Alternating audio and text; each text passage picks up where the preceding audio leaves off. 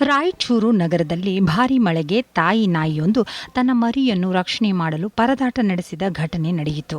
ಮಳೆಯಿಂದ ತಗ್ಗು ಪ್ರದೇಶಗಳಿಗೆ ನೀರು ನುಗ್ಗಿದ್ದು, ಮಳೆ ನೀರಿನಿಂದ ಮರಿಯನ್ನು ರಕ್ಷಣೆ ಮಾಡಲು ತಾಯಿ ನಾಯಿ ಹರಸಾಹಸ ಪಟ್ಟಿದೆ. ನಾಯಿ ಮರಿಯನ್ನು ಬಾಯಲ್ಲಿ ಕಚ್ಚಿ ಹಿಡಿದು ರಕ್ಷಣೆಗೆ ಮುಂದಾದ ತಾಯಿ ನಾಯಿ ಸುರಕ್ಷಿತ ಪ್ರದೇಶಕ್ಕೆ ತೆಗೆದುಕೊಂಡು ಹೋಗಲು ಪರದಾಟ ನಡೆಸಿತ್ತು. ಸುತ್ತಲೂ ಮಳೆ ನೀರಿನ ನಡುವೆಯೂ ಕೊನೆಗೂ ಮರಿಯನ್ನ ರಕ್ಷಣೆ ಮಾಡಿದೆ.